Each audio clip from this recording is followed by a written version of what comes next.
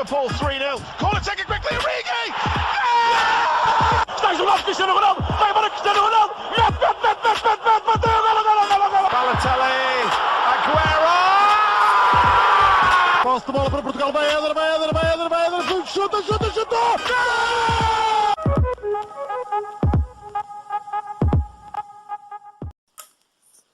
Sejam muito bem-vindos a mais um episódio do podcast O Spanenka. Eu sou o João Blanco, estou acompanhado dos habituais Miguel Rocha e Rodrigo Canhoto para discutir no episódio de hoje o que se passa com o AC Milan. O AC Milan é um clube histórico do futebol mundial, é um clube italiano que já tem 7 Champions League, é dos maiores vencedores da Liga Milionária de sempre, e nos últimos 10 anos tem estado num período muito mau, sendo que o seu último título italiano foi em 2010-2011 e desde 2012-2013 o melhor que conseguiu no campeonato foi um 5º lugar. Portanto, vamos começar por quando é que acham que o AC Milan começou a cair de rendimento. Rodrigo, posso começar por ti. Olá, eu acho que o Milan começou a cair de rendimento após vencerem o campeonato de 2010-2011. Foi, sem ser a supertaça que o Milan ganhou há relativamente pouco tempo, foi o último troféu assim grande que este gigante conquistou. Numa altura, a equipa tinha nomes como Nesta, Zambrotta, Pirlo, Ronaldinho, Van Bommel, Gattuso, Inzaghi e Ibra. E é curioso que destes nomes, o mais novo, e era dos mais novos do plantel, era Ibrahimovic. Na altura tinha 28 anos. O mais velho daqui era Inzaghi com 36. Portanto, acho que uma das razões para o Milan ter caído é as idades muito elevadas dos jogadores. Miguel, concordas de que esta tenha sido a altura em que o Milan começou a cair? Olá, eu acho que começou ainda um pouco antes, por volta do ano 2007, após o AC Milan ter ganho a sua última Champions e a Supertaça Europeia. Após esse ano, o Milan apenas ganhou mais uma Liga Italiana e mais uma Supertaça Italiana. Por isso eu penso que a partir desse ano, com o Carlo Ancelotti no comando da equipa, a equipa italiana baixou muito de rendimento, passou a ter contratações completamente falhadas, vendas completamente falhadas e o rendimento caiu assustadoramente para a equipa de Milão.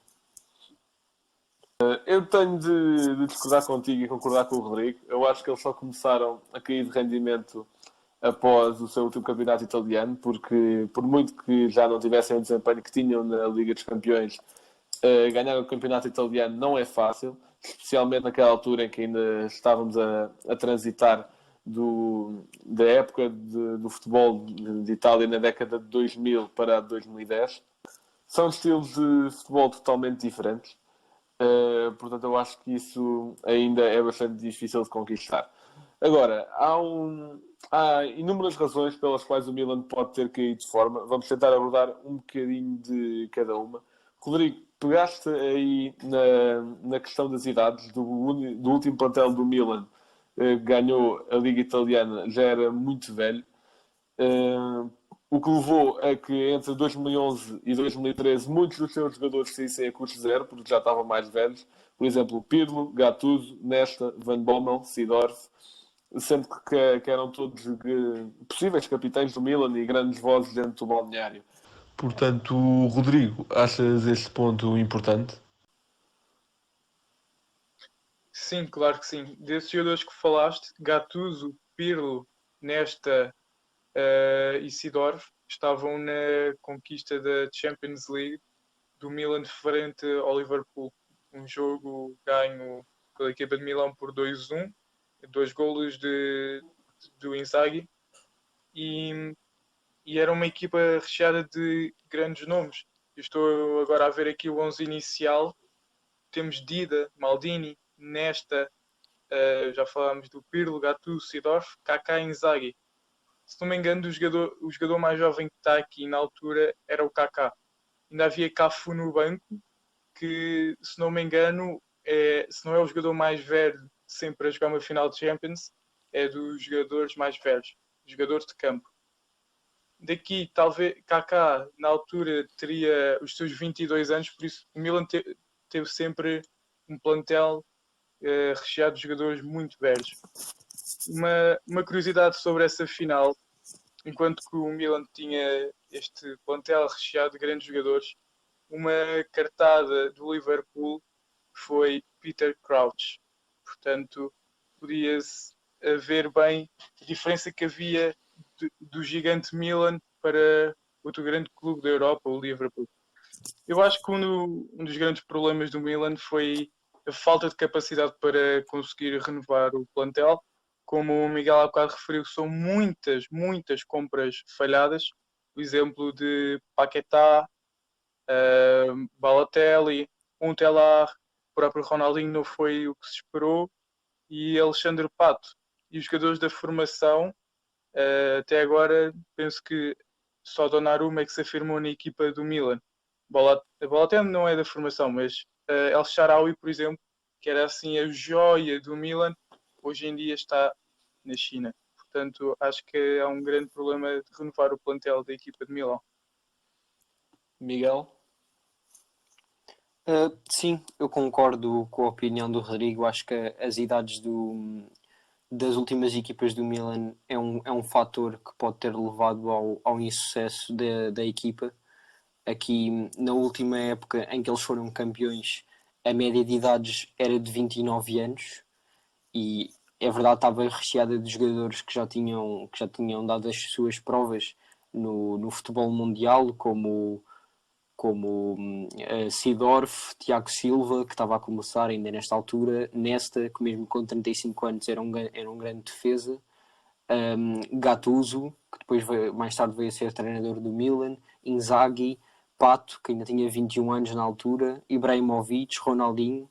Por isso era uma equipa recheada de talento, mas um pouco já velha, o que depois dificultou a mudança de plantel para os anos seguintes. E por isso sim, é um dos maiores fatores que levou ao insucesso do Milan. Muito bem. Rodrigo, tinhas pegado aí num ponto importante e que vamos abordá-lo agora, que foi o facto de muitos jogadores contratados do Milan ou que vieram dos escalões de formação do Milan não terem sido aquilo que se esperava. Estamos a falar de alguns jogadores como Alexandre Pato, El Shaarawy, Balotelli. Porquê é que acham que isso aconteceu? Miguel? Sim, as entradas no AC Milan foram um dos fatores, como já tinha dito no início, que levaram ao insucesso do Milan. Mais nas últimas épocas, por exemplo, o Milan contratou Bonucci às Juventus por 42 milhões e o defesa central apenas esteve lá durante uma época. Recuando até 2008, o Milan também comprou por 25 milhões o Ronaldinho Gaúcho ao Barça, o que para a altura já era um grande valor. Depois, por exemplo, Ibrahimovic, também ao Barça, chegou por outros 25 milhões. Estes jogadores não foram o que se esperava que fosse, porque eram dois jogadores que estavam no topo da sua carreira. O Ronaldinho com 28 anos e o Ibrahimovic com 29, por isso tinham tudo para dar à equipa de Milão. Depois, o Milan mais ultimamente tem começado a gastar dinheiro em jogadores mais jovens, como por exemplo o Nketiah, que comprou a Atalanta em 2019 por 25 milhões, como André Silva ao Porto por 38 milhões. Por isso o Milan tem mudado um pouco a sua visão e as suas opções de mercado, mas ainda assim não tem resultado como o esperado. El Shaarawy, que foi um dos jogadores que veio da formação do Milan, também se esperava mais. Quando ele entrou na equipa principal do Milan, teve várias oportunidades e aproveitou-as, mas apenas na sua primeira época. A partir da segunda época na equipa principal veio a baixar de rendimento e por isso é espelho daquilo que a formação do Milan deu à equipa. Rodrigo? Eu queria realçar 4 pontos nas razões de fracasso no Milan. Duas delas têm a ver com, quer dizer, grande parte delas tem a ver com o plantel, mas relativamente a duas posições que são ponta de lança e defesas centrais. Em relação aos pontas de lança, após a saída de Shevchenko e de Inzaghi, acho que o Milan, sem ser Ibrahimovic, e mesmo assim deixou a desejar, o internacional sueco, o Milan nunca mais conseguiu encontrar um grande ponta de lança de referência. Já tentou jogadores como Fernando Torres, Destro, Pazzini, Niang, Luís Adriano, Carlos Baca, Balotelli, que não foi barato para a equipa do Milan. Também já tentou Nicola Kalinic, o próprio André Silva, Patrick Cutrone, e nenhum funciona naquela equipa. Está agora a tentar, por exemplo, o Rafael Leão. Vamos ver como é que o internacional português sai. Espero que corra tudo bem com ele. Está ao pé de um grande jogador, que é Ibrahimovic. Por isso vamos ver como sai o jovem ponta-lança português. Em relação aos defesas centrais, após saídas de lendas do Milan como Maldini e Nesta, nunca mais o Milan encontrou dois centrais sólidos como os que já referi. Então, Palheta, Zapata, Alex, o Bonucci, entre outros, o Musashi e Romagnoli vai dando alguma segurança, mas acho que ainda não apresenta o nível que o Milan precisa. Outro aspecto é a quantidade de jogadores que transitam de uma época para outra. Eu tenho aqui à minha frente o plantel do Milan 15-16 e depois noutra janela o 17-18. Sabem quantos jogadores é que ficaram? Então. Apenas 3 jogadores ficaram: Donnarumma, o Montolivo e o Suso. Por isso é impressionante a quantidade de jogadores que saem de uma época para a outra. E outra questão é, será que os jogadores mandam num clube? Não sei se lembram, mas o caso da renovação do Donnarumma gerou uma grande polémica. Os adeptos até já atiravam dinheiro para o pé do jovem guarda-redes italiano, porque ele, para renovar, teve de trazer o seu irmão, António Donnarumma. E, na minha opinião, António Donnarumma nunca apresentou, não sei se já jogou pela equipa principal, creio que fez cerca de 1 ou 2 jogos, nunca saiu muito, porque Gigi Donnarumma é um grande guarda-redes, mas o seu irmão nunca provou ser assim algo. E é um dos pontos importantes, que eu acho que está muito instável a equipa de Milão. A verdade é que o Donnarumma tinha meio mundo atrás dele, por isso fez um grande favor ao Milan não ter saído nesse mercado de transferências. Sim, ele também fez bem renovar, só que, se não me engano, foram por valores claro.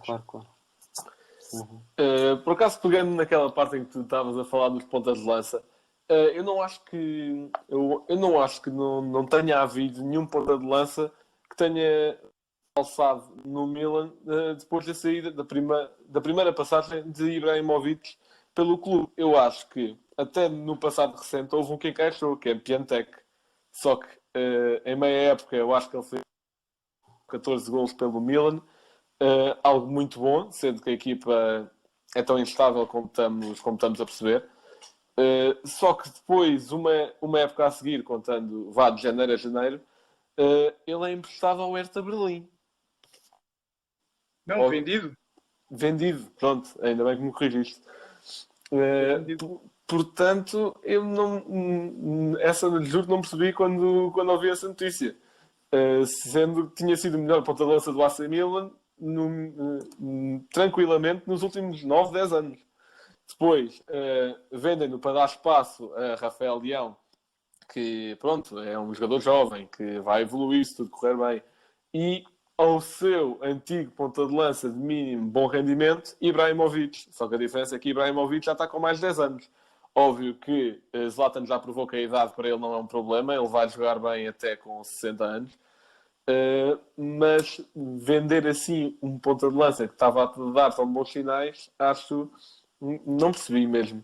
Em relação aos centrais, eu concordo contigo. Acho que Romagnoli tem de se dar muito crédito porque ele tem feito pelo Milan nos últimos 4 anos, acho eu. E acho que vai ser uma boa prospecção para o futuro. Mas diz.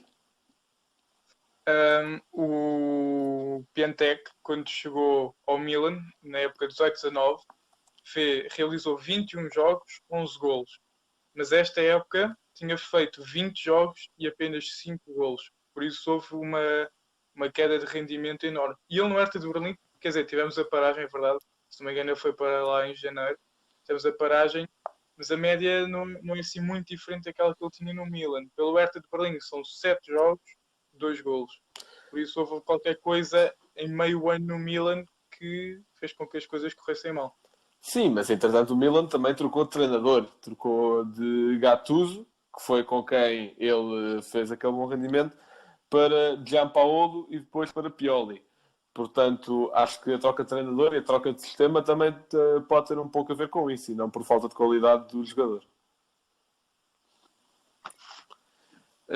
Também eu queria agora pegar aqui num ponto que é o Milan, desde que ganhou a sua última liga italiana, mudou de direção 3 vezes. Aliás, não é de direção, porque se fosse direção os adeptos votavam e aí até era normal trocar. Mudou de donos 3 vezes. Sendo que o primeiro dono, que era o que ainda estava lá quando foram campeões, era Silvio Berlusconi, e que foi obrigado a libertar aqueles jogadores, já tínhamos falado, o Gattuso, o Nesta, e entre outros, porque o Milan estava com alguns problemas financeiros. E teve de libertar assim os jogadores que tinham maior salário. Também é por isso que, na mesma época em que libertou Van Bommel, Seedorf, Nesta, também vendeu Thiago Silva e Zlatan por grandes valores ao PSG, 42 milhões e 21, também por causa desses mesmos motivos. Só que o problema não foi só isso, é porque a filosofia de compra de jogadores dele também foi um bocado fraca, porque ele libertou esses jogadores velhos para contratar os jogadores, a maior parte deles também velhos. Por exemplo, quando o Zlatan saiu, entrou Robinho por 20 milhões, que pronto, quando ouvimos o nome Robinho nunca pensamos na sua passagem pelo Milan, portanto por alguma razão será. Mas entretanto, por volta de 2017, o clube voltou a mudar de donos para uns investidores chineses, sendo que o dono do clube chamava-se Lee Yong-hong, e esse dono esteve lá acho que 2 anos e conseguiu pedir um empréstimo para salvar o Milan das dificuldades financeiras, não devolveu o empréstimo e conseguiu meter o clube num processo por cima, por não ter pagado o empréstimo. Entretanto, o clube voltou a mudar para uma empresa americana que tem, tal como o Miguel estava a dizer, já tem mudado um pouco a filosofia das transferências, porque com os investidores chineses, o Milan contratou Bonucci, André Silva, Kalinic, sendo que o mais novo daqui, pronto, é André Silva. Mas agora acho que esses investidores americanos acho que já estão a ter um bocadinho mais de cabeça nas contratações. Mas posso começar pelo Rodrigo. Rodrigo, achas que a troca constante de donos do clube contribui para esta instabilidade? Sim, eu acho que a constante troca de direção por parte do Milan contribui muito para o clima de instabilidade que se vive lá. Nos tempos da administração chinesa, o Milan confirmou que gastou 230 milhões de euros em reforços, entre eles André Silva, Çalhanoğlu, Ricardo Rodrigues, Lucas Biglia, Bonucci e Kalinic. E hoje apenas Çalhanoğlu está na equipa de Milão. O clube confirmou ainda que iriam gastar nesta época entre 110 milhões e 120 milhões de euros em salários. Por isso, sim, e hoje em dia a direção que está no Milan não gasta tanto dinheiro, mas numa época em que se gastou tanto dinheiro, os jogadores necessitavam de sair. Miguel? Eu concordo com o Rodrigo e contigo, com o que estavam a dizer. A troca de administrações no Milan foi um processo muito complicado, porque isto a empresa americana que agora tem o Milan ajudou a administração chinesa a comprar o Milan. A empresa chinesa que comprou o Milan ao Berlusconi por 740 milhões de euros teve uma entrada da empresa americana, que agora tem o Milan, no valor de 303 milhões de euros, ou seja, foi quase metade do valor. E isto o que aconteceu foi que a empresa americana tinha um acordo com a empresa chinesa de que se eles falhassem um pagamento, a empresa americana iria avançar para a compra do Milan. E foi isso que aconteceu. O Lee Yong-hong falhou um dos pagamentos e 15 meses depois do clube ter sido adquirido por um investidor chinês, o Milan voltou a mudar de mãos e passou a ser controlado pela Elliott Management Fund, um fundo de capital de Nova York. Por isso, esta instabilidade toda do Milan foi muito complicada e fez com que o Milan se ressentisse muito. Como o Rodrigo estava a dizer, as compras absurdas, ou melhor, os montantes absurdos que o Milan gastou em muitos jogadores, fez com que quando a empresa americana avançou para a compra do Milan, tivesse que se retrair muito e ainda injetou 50 milhões de euros para amenizar a grave situação do clube. Por isso, estes últimos anos do Milan têm sido muito complicados para a administração. Deixa-me só acrescentar uma coisa. Eu acho que o Milan pode estar num tempo de viragem com esta nova direção, porque, se não me engano, Miguel, tu disseste que a média de idades, quando eles ganharam, foi o campeonato, que era 29 anos. O campeonato, sim. E agora já baixou para 25,83. Portanto, o facto de não poderem gastar tanto dinheiro está a contribuir e muito para uma possível renovação do Milan. O jogador mais velho é Ibrahimovic, 38 anos. O segundo mais velho, o Biglia, com 34. Depois ainda temos o Begovic com 32, mas de resto são jogadores abaixo de 30 anos, o que é muito bom, tendo o Milan já passado por tantas saídas a custo zero por jogadores acima de 30 anos. Eu concordo contigo, Rodrigo. Eu acho que agora esta direção americana pode tornar-se num tempo de viragem para o Milan, pelos motivos que já disseste, também pela nova filosofia de contratações. Mas acho que uma coisa que falta ao Milan, pelo menos na minha visão, é um bom treinador.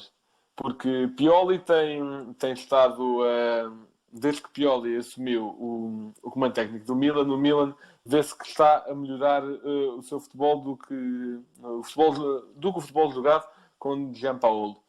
Só que acho que ainda assim não é um treinador de calibre suficiente para esta equipa. Não é preciso ir buscar um nome sonante, como ir contratar Mourinho, ou Klopp, ou Guardiola. Mas pelo menos apostar em alguém que tenha ideias de jogo mais sólidas e que já tenha provado que funcionassem. Por exemplo, acho que um treinador muito apropriado para o Milan seria Ten Hag, o atual treinador do Ajax, ou até Nagelsmann, o atual do Leipzig. Só que acho que é isso que falta para o Milan se tornar ainda mais competitivo. Sim, eu concordo contigo. Acho que tem de vir um treinador com uma filosofia completamente nova, como são esses treinadores. Então, o do Leipzig é dos treinadores mais jovens e melhores que temos neste momento no mercado. E acho que poderia ser um excelente treinador para esta equipa do Milan. Ele que já provou que consegue trabalhar com os jovens, e acho que este plantel do Milan poderia ser um bom plantel para o treinador alemão treinar. E um exercício que eu tinha preparado era, basicamente, Miguel e Rodrigo, pensem que vocês são os presidentes atuais do AC Milan e que podem fazer as contratações que quiserem, têm fundos ilimitados para investirem onde quiserem. Como é que vocês voltariam a pôr o Milan no sítio onde merece estar? Rodrigo. Bom, em primeiro lugar, não demoliria o San Siro, como já ouvi que há projetos para o fazerem. Acho que é um estádio histórico, já deu tantas boas memórias à equipa de Milão, que acho que seria para manter. Em segundo lugar, iria buscar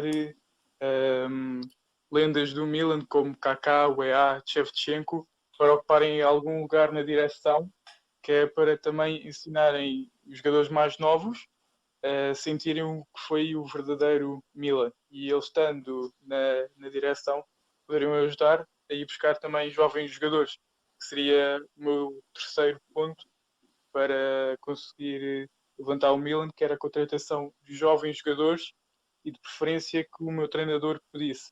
Porque eu, como já disse, traria Nagelsmann para a minha equipa e acredito no trabalho dele, por isso não lhe daria carta branca para contratar, mas aceitaria o leque de jogadores que ele me proporia.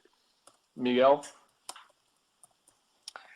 Olha, eu iria por um lado mais formativo, digamos assim.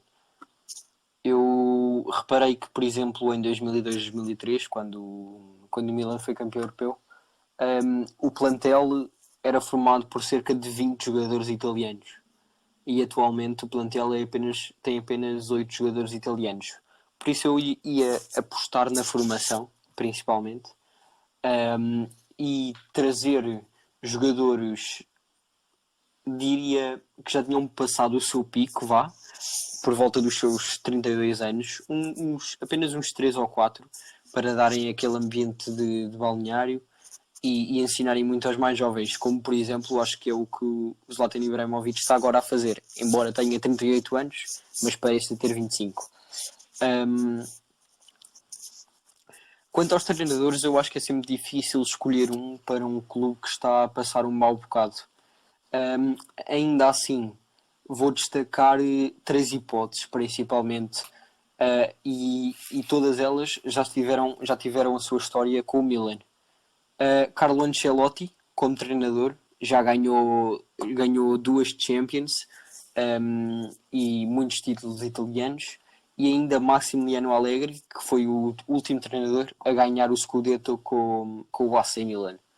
Vou destacar ainda Inzaghi, que é o atual treinador da Lazio e que está a fazer um excelente trabalho na equipa italiana, e como já foi ex-jogador do Milan, também sabe o que é estar num clube desta dimensão e toda a sua história, e isso ia ser muito positivo para a equipa. Eu, para este exercício, eu posso pegar aí no treinador.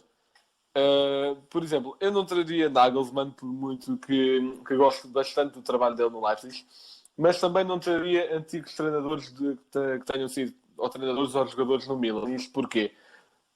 Por exemplo, o exemplo que tu deste, Inzaghi, já esteve no Milan em 2014, 2015 e acabou em 10º lugar.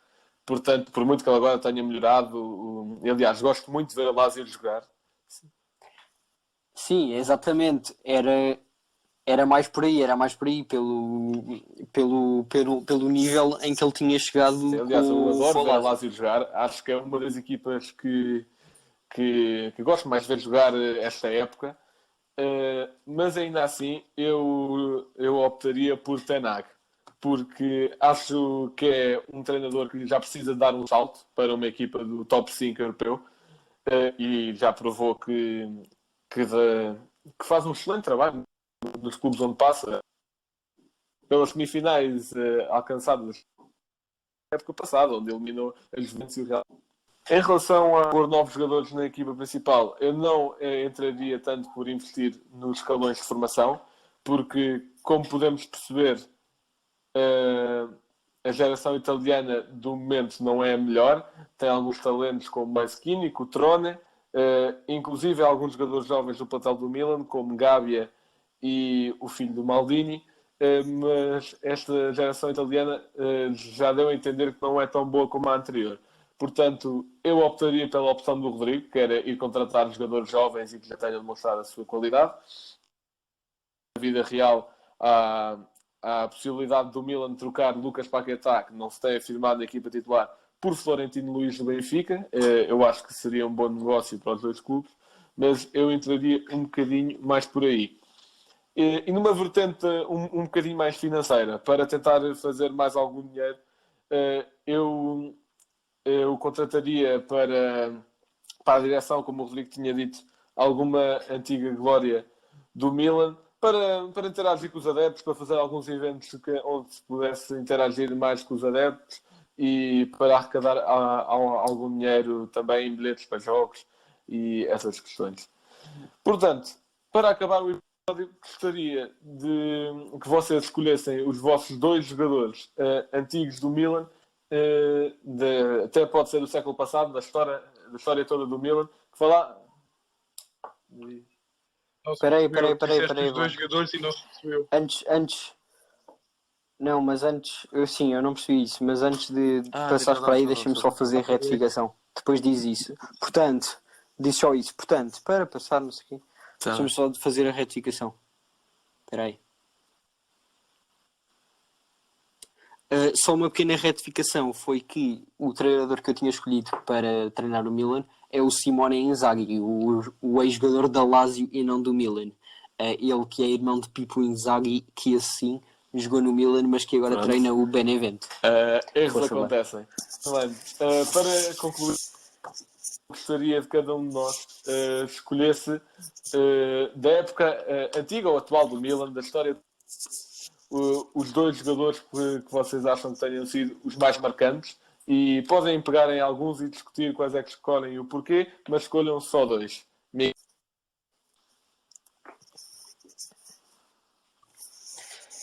Epá, escolher 2 jogadores da história do Milan é muito difícil. Eu não vou escolher pelo impacto que eles tiveram no mundo do futebol, mas sim no Milan. Porque, por exemplo, por muito que adore Andrea Pirlo ou Ronaldinho, como esses jogadores que chegaram ao Milan, mas que não tiveram assim no seu melhor desempenho, vou deixá-los de parte. E por isso penso que vou escolher 2 bolas de ouro pelo Milan. Vou escolher Shevchenko e Kaká. Kaká, que é um grande jogador, é um grande médio, passou pelos melhores clubes do mundo, e Shevchenko, que era um enorme ponta de lança, possante lá na frente, e por isso fico com esses. Embora seja muito, muito difícil, porque ainda com Nesta e Maldinis e Baredzis, por isso foi uma grande história a que o Milan teve. Bom, eu como o Miguel vou escolher Kaká, porque acho que foi um jogador que espalhou magia pelo palco do San Siro. Ele que teve 2 passagens pelo Milan, uma de 2009 a 2013, antes de ser transferido para o Real Madrid. Ele que tinha um valor de mercado na altura de 55 milhões, acabou por ser vendido por 67. Acabou por não se mostrar muito no Real. Mas ele, como é dos meus jogadores favoritos, tinha de estar aqui. O outro que eu escolhia era Paolo Maldini. Quando se fala no Milan, pensa-se logo em Maldini. Ele que não acabou muito bem a carreira no Milan, porque alegadamente ele tinha uma má relação com a claque do Milan, não gostava muito, mas acho que a família Maldini é sempre muito, muito presente e muito querida.